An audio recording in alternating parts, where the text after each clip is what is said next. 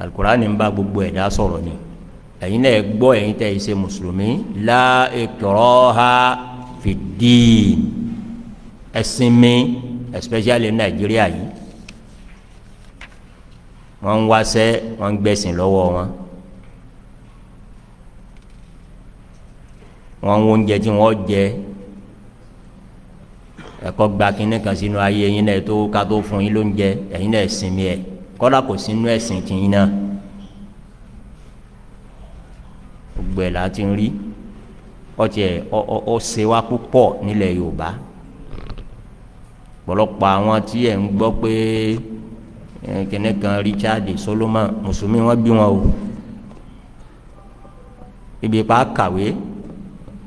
àwọn kan dúró wọn kọ́lé ìwé kalẹ̀ wọn wá ní ọkọ̀ málìjánná wa ná bọ́ba fẹ́ kàwé níyà yìí la ikraha fi ddin kí lẹ́ ń tú láti àwọn èèyàn sí àwọn tí ó wà guilty of this jù ní Nàìjíríà táwa mọ̀ yìí kìí ṣe mùsùlùmí o kìí ṣe mùsùlùmí ní ń jẹ́ èèyàn ń pa sẹ́sìn àwọn kan ni mo ti rí ara àwọn jama masalasi ń bì tó sọ ìtàn ara rẹ̀ fún mi òun ni the best student ní department wọn statistics lórí ìdì àkànní dákọ university ọ̀hún dé àmọ́ kọ́ọ̀sì tó rí ìdì nù.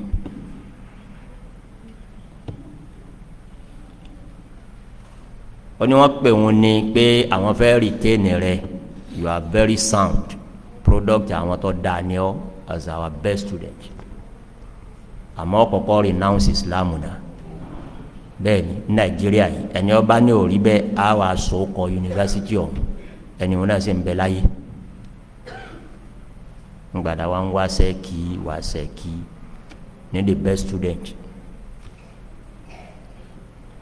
ẹ̀yin náà ẹ̀sìnmi ẹ̀ o ẹ̀sìnmi rẹ̀ bẹ́ẹ̀ bá fẹ́ ká láàfin ọwọ́ à ń lu o ẹ̀yin lẹ wà guilty of that.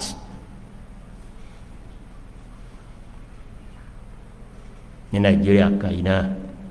ní yunifásitì tíjọba láńsẹ̀nsì tí yẹn ọ̀pẹ́rẹ́tì mo ti rọ́ ọmọ tí wọ́n lé kó ní yunifásitì nítorí pé ní mùsùlùmí lòun òun ò lè wọ chọ́ọ̀chì wọ́n ní bí yẹn bá kéèyàn bá kàwé yàn yín o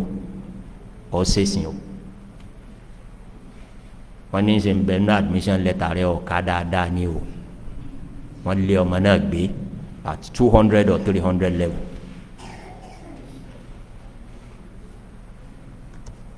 kọ́lá kò bá òfin ìlú wa mu kò bófin mu gbogbo ẹ̀yin òbí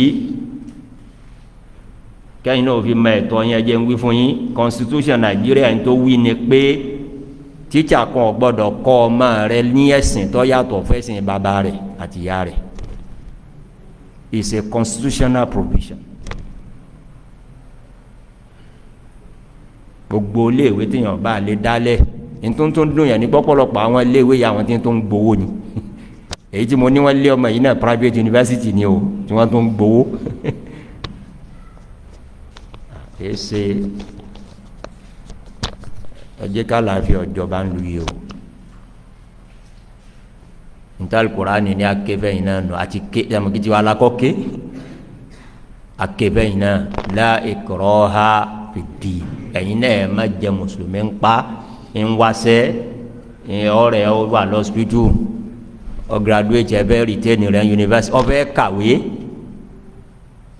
ẹjọ́ free láti ṣẹ̀sìn bàbá àtìyá rẹ̀ ntòfin Nàìjíríà gan wí nìyẹn.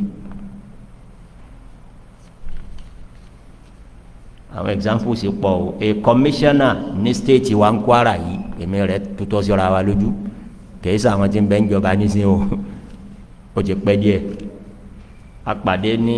programu kan gba wa ṣe tán tá à ń kíra ń sọ pé ẹ yà fa ẹ kẹ níṣẹ́ tẹ́sí tọ́pọ̀ o mo níṣẹ́ wo lẹ́nu fẹ́ gbé fún wa he was a commissioner ń gbà ní dákọ̀ ministry tó hẹ́ẹ̀dì kẹ́ má bàa mọ́ àmọ́ bóyá láṣìírí mo níṣẹ́ wo ọ dákọ̀ school yẹn fún mi ní Kwara state ń bì secondary school tọmọ bá wà lọ́stẹ́ẹ̀lì ń bẹ́ẹ̀ ọba àjọmọ ìmáàmù ọlọ́jọ́jì lọ́jọ́sìn kọmíṣánná wa ń sọ fún mi àfa àpá wà láṣìṣẹ́ mo lé wò lẹ́yìn ṣe ntí mo lé mi rẹ̀ tutọ́ síra lójú nù mo ní àfa ni kí ọ dá sí yín o ẹ̀yin tẹ́ wà ń jọba kí lẹ́yìn ṣe ẹbẹ́ yìí náà mọ̀ pé yín ta kò fin Nàìjíríà ẹ̀yin láṣẹ lọ́wọ́ àwọ̀ láṣẹ báwa bá wí tí wọn gbà kí láṣẹ àbínú sọ̀rọ̀ àwọn àjọ náà àti padà tún dọ̀rẹ́ o ní Kwara State ń bì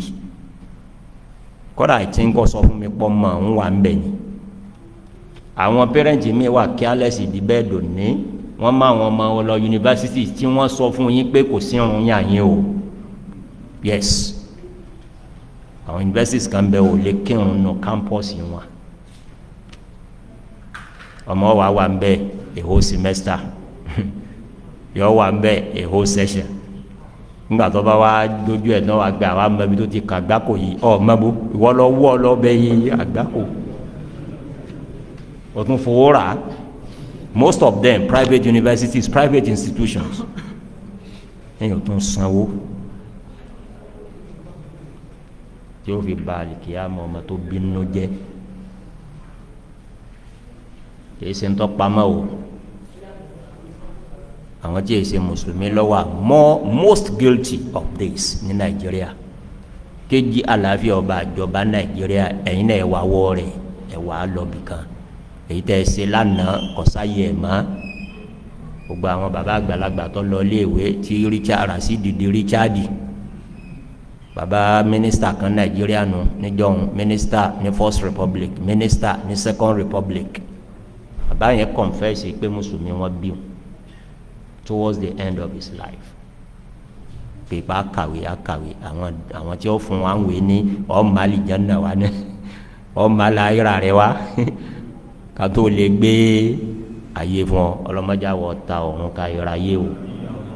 àmọ́ bí challenge yẹn bá wà 60 years ago 70 years ago 40 years ago kò sí mọ́ nísìnyí àfiwọ́tọ́ bá wọ́ ọmọ rẹ lọ bẹ́ẹ̀ o. gbogbo gbàtà ń wí yìí I can say of Ìlọrin tí mo mọ̀ dáadáa kò sí a single Muslim nursery and primary school ní Ìlọrin in the beginning of 80s a single one kò sí àwọn tó sì lówó tí àwọn náà fẹ́ gbé alájú wọ́n fẹ́ mú ọmọ lọ nursery and primary ibi tí wọ́n mú wọn lọ náà nù kò rí bẹ́ẹ̀ má lónìí o nígbà tí o sí nursery ní secondary ọwá nígbà tí o sí secondary ní university ọwá gbogbo ẹ̀ ló ti wà nísìn standard lẹ́sìn máa pariwo má wá standard jọ ba àlìkíyàmà àwọn ọmọ rẹ jẹ́ standard ń bẹ nílé ẹ̀kọ́ mùsùlùmí náà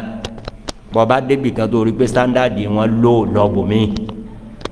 kò síjà ń bẹ ọ̀sánwó ni mọ̀kẹ́yìn ọ̀tàn rẹ̀ débi pé kò sí standard ibi tí wọ́n ti gba àlàyéra ní standard wa ọlọ́wọ́ bí ọ nítawọn ọmọ rẹ bá yá olùwọ́ bí ọ. لا إكراه في الدين قد تبين الرشد من الغي. ẹ jẹ́ rántí just 2 weeks ago ni mo gbọ́ tàn kan lórí ní tàn sọ yìí náà àmọ́ mo wá ní alhamdulilayi tọ́lọ̀ nírú ọ̀sẹ̀lẹ̀ sí bàbá wa tó ṣẹlẹ̀ sí bàbá wa kan lẹ́dẹ́ ọlọ́mọsàbà yá fi wọn kọ́ kẹ́ wọn kọ́ sàlékún kẹ́ wọn àwọn ni wọn ní iléeké tó tóbi jù lẹ́dẹ̀ tí ó bá jẹ́ gbogbo Ọ̀ṣun pẹ̀lú àmọ́ lẹ́dẹ̀ iléeké wọn náà ló gbajúmọ̀ ló tóbi jù alimadu kọsọmọ ẹdẹ yàn yín iléeké wo baba sọlá sọmọ bẹ ọgbọdọ mọmọ bẹ baba jọmọ ẹdẹ alimadu islami àbí the Islamic Institute wọn ní baba yìí sọ ìtàn ìgbésí ayé wọn èmi ti máa ń wọ́ndà pé nù àwọn àgbàlagbà àfa tó tún mọ̀wé ara àwọn bàbá wa àfa àgbà wọ́n sì mọ̀wé àti wọn ọba mọ̀ jù báwọn lọ wọ́n ní tó lé àwọn kó lé ìwé táwọn òbí àwọn bí lọ yọ àwọn wọn láfi káwọn ò change okọ àwọn kó ń sàláwù kí ni wọ́n ní ọmọ jẹ́ wọ́n ní àìsíkì àwọn wa ní ìsíkì wọ́n ní bàbá ti bínú pé wọ́n ní tó bá fẹ́ máa ka ìwé lọ́yìn àyẹn o ó change okọ rẹ̀ kí wàá ní àwọn máa jẹ́ wọ́n ní àìsí bàbá làwọn ò síkì mo ní alhamdulilayi tọ́lọ̀ ní wọn kò léwe tani ọba dàrú lé kéwú ńláńlá bá wọn kalẹ̀ but it's very unfortunate àwọn kan ti lò pa àwọn lajú àwọn làwọn kọ́ kàwé wọn ti sàbúrú yẹn jìnnà sàbúrú náà púpọ̀ bàbá wa professor Naibi yẹ bẹ́ẹ̀ mọ̀ wọ́n bàbá Naibi the first professor of Islamic studies ní gbogbo Nàìjíríà àbí at least nílẹ̀ ní southern Nàìjíríà bàbá dáadáa àwọn sì ń bẹ o lọ́n kọjá rí wọn pẹ́ fúnra wọn ni wọ́n sọ eléyìí fún mi pé àwọn tún ní àmírù àwọn ọmọ mùsùlùmí nílé ìwé táwọn ti kàwé ní secondary school wọ́n dákọ̀ ilé ìwé òun fún mi àti ìlú náà pé ayé oko wọn tún wá pé káwọn wá gba kínní kan sínú ayé tàwọn náà àwọn táwọn jó lórí àwọn ọmọ mùsùlùmí ìwọ̀n bá lẹ́nu àwọn ọjọ́ wọn lójú náà fi pa àwọn tì táwọn yẹra yẹ jáde ilé ìwé òun wọ́n ti ṣe aburú yẹn tó pọ̀ àmọ́ mo wá ní àwọn òní challenge yẹn mọ́ lónìí o àmọ́ àwọn kan lọ ọlọ́run tilẹ̀kùn aburú àwọn kan lọ kanlẹ̀kùn pé ẹ sí fáwọn ọmọ ma lọ bí tí o ti ní kírun for a whole year àbí for a whole semester ọmọ tó ti bàlágà ọmọ yunifásitì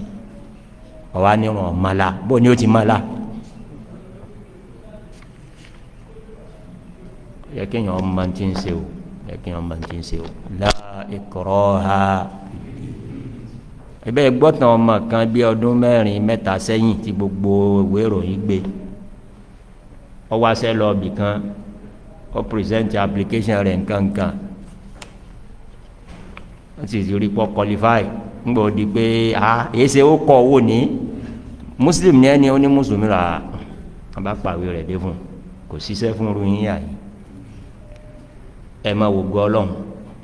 ọlọ́run fi kọ́ wa lẹ́kọ̀ọ́ ni